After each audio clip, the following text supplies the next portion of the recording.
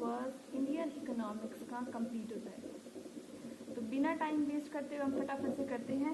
इसमें हम बात करेंगे इंफ्रास्ट्रक्चर। इंफ्रास्ट्रक्चर का बेसिक मतलब क्या होता है, जितनी भी आपको फैसिलिटीज़ मिलती हैं, फॉर एग्जांपल बैंकिंग है, आपकी इंश्योरेंस है, जितना भी आपका बैक सपोर्ट सिस्टम होता है, ठीक है, जो भी आपका बैक सपोर्ट है वो सारा का सारा आपका क्या infrastructure. Eva of independence, independence के वक्त पे उसका क्या हाल था, हम उसके बारे में बात करेंगे। तो सबसे पहले हम infrastructure refers to the elements of economic change and social change. Infrastructure का जब हम बनने की बात करते हैं तो हम इकोनॉमिकल चेंज को भी लेकर चलते हैं and as well as social changes को भी लेकर चलते हैं। सबसे पहले बात करते हैं इकोनॉमिकल चेंजेस की, फिर बात करेंगे सोशल चेंजेस की। इकोनॉमिकल चेंजेस बेसिकली वो चेंजेस होते हैं जो हमारी इकोनॉमी में हो रहे हैं, ठीक है। फॉर एग्जाम्पल जिसका फायदा बेसिकली उन लोगों को मिलेगा जो इकोनॉमिक एक्टिविटी या कोई अदर एक्टिविटी में, जैसे ट्रांसपोर्टेशन है, एक जगह से दूसरी जगह माल का आना और जाना, कम्युनिकेशन, बातचीत करना, लेटर, ईमेल, इंटरनेट एक्सेट्रा। फिर आते हैं हमारे सोशल चेंजेस। सोशल चेंजेस में आते हैं जिनका फायदा समाज कल्याण के लिए होने वाला है। For example our education system, our health care system, housing facility, sanitation facility etcetera and etcetera.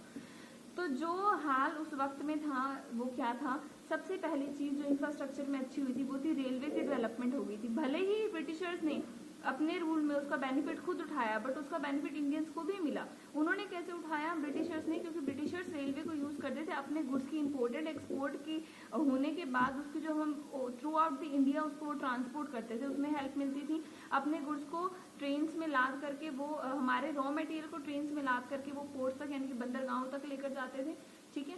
और इन सब तरीके से ब्रिटिशर्स ने उसका फायदा उठाया, बट स्टिल रेलवे तो आया, तो ये एक अच्छा बेनिफिट हम मान सकते हैं ब्रिटिशर्स का। उन्होंने पोर्ट्स यानी कि बंदरगाहों का निर्माण किया, बंदरगाह उन्होंने बनाए ताकि उनका रॉ मटेरियल जो इंडिया से उन्होंने उठा के ब्रिटिश कंट्रीज में लेकर जाना, उसमें उनको हेल्प मिल जाए।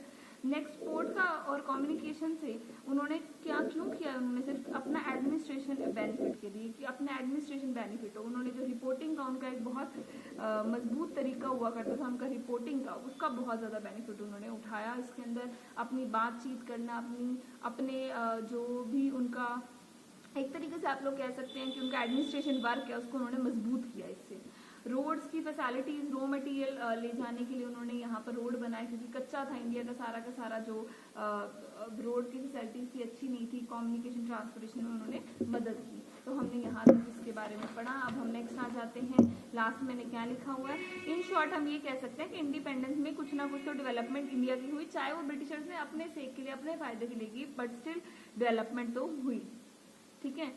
हमारी ग्रोथ के लिए उन्होंने नहीं किया था, बट स्टिल कहीं ना कहीं हमारी इकोनॉमी को भी पुश मिला उसकी वजह से। पर उन्होंने जितनी भी चीजें की, चाहे उन्होंने रेलवे चलाई, ठीक है, हाँ, जिसको हम बहुत बड़ा अपना फायदा मान रहे हैं, पर उस रेलवे में उन्होंने क्या किया, जो हमारा रॉ मटेरियल था, कच्चा माल था, जिसको हम क्या भी बोलते हैं जी, प्राइमरी गुड्स भी बोलते हैं, उसको ले जाने के लिए किया रेलवे से। अपने फिनिश गुड्स को, अपने बने हुए माल को पूरे इंडिया के अंदर एक जगह से दूसरी जगह पहुंचाने के लिए किया। अपना नेटवर्क उन्होंने मजबूत करने के लिए किया, बट स्टिल उसका बेनिफिट रेलवे तो आया, एक इंफ्रास्ट्रक्चर तो मजबूत हुआ, उन्होंने रोड्स तो बनवा दिए, पहले तो वो भी नहीं थे।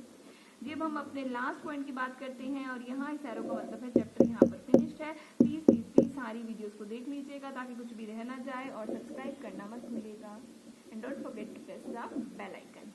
अब देखिए impact of railway in India. Railway का इंडिया पर क्या असर पड़ा, रेलवे आने का इंडिया में क्या हुआ, क्या बदलाव आए। रेलवे ने अब कमर्शियलाइजेशन कर दिया एग्रीकल्चर को, क्योंकि पहले क्या समझे, रेलवे नहीं था तब तक गुड्स बड़े सड़ जाते थे, तो लोग इतना ज्यादा उगाने में उनको विश्वास नहीं रखते थे, क्योंकि उन्हें पता है कि जब उनके गुड्स सड़ जाने वाले हैं बड़े तो उससे अच्छा है कि वो लिमिटेड ही उगाए। बट जब कमर्शियलाइजेशन में जल्दी से जल्दी गुड्स हमारे जितने भी हमारा एग्रीकल्चर का सामान है एक जगह से दूसरी जगह जाने लग गया, तो उससे कमर्शियलाइजेशन हो गया। उससे पहले क्या था, उसके पहले सब्सिस्टेंस था। Goods could be move from one place to another, सामान आसानी से एक जगह से दूसरी जगह जा पाता था। तो एग्रीकल्चर को सब्सिस्टेंस से कमर्शियलाइज करने में रेलवे का बहुत बड़ा हाथ है।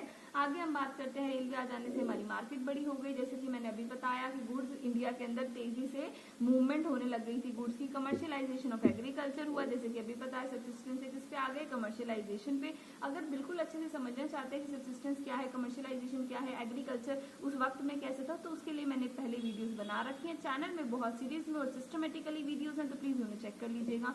Break the barrier of distance among people, people का बेसिकली मतलब है यहाँ पर हमारे लेबर से, लेबर क्लास इजीली मूवमेंट हो गए और उसके अलावा लोग भी एक दूसरे से ज्यादा कनेक्ट हो गए।